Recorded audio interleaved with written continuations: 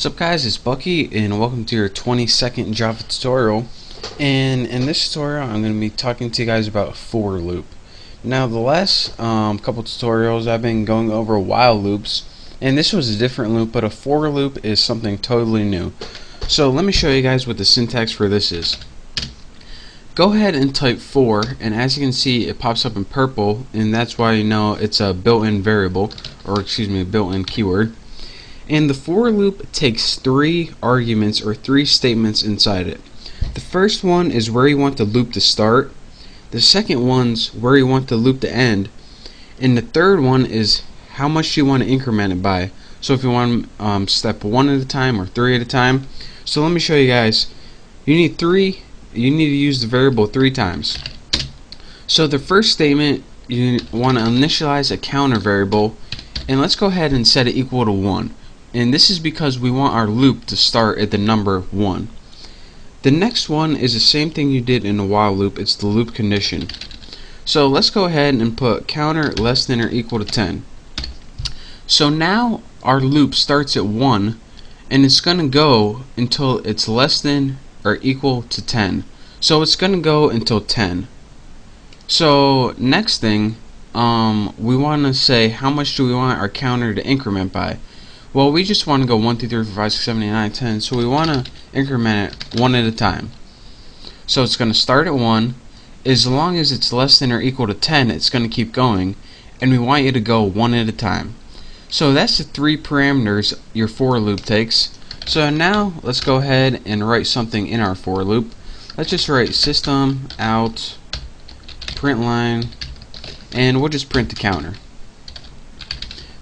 Now let's go ahead and run this, see if we got any errors, and we don't. And as you can see down in our run box, 1, 2, 3, 4, 5, 6, 7, 8, 9, 10.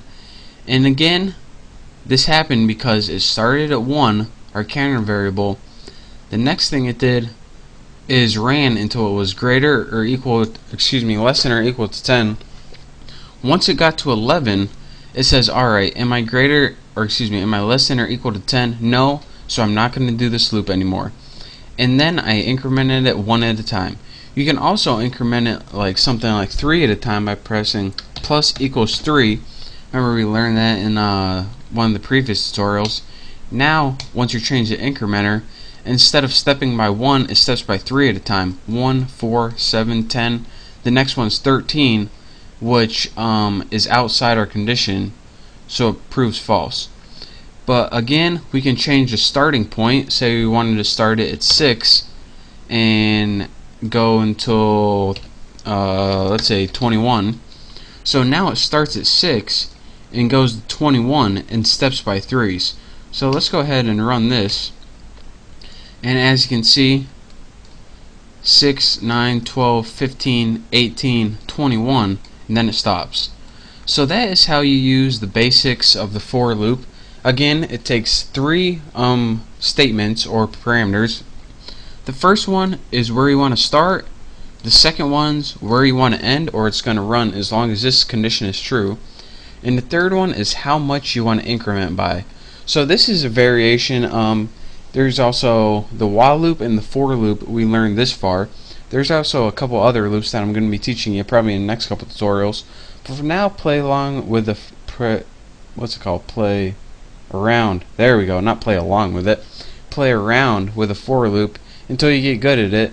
And once you do, you're ready to move on to the next tutorial. So again, thank you guys for watching. Make sure to subscribe, and I'll see you next time.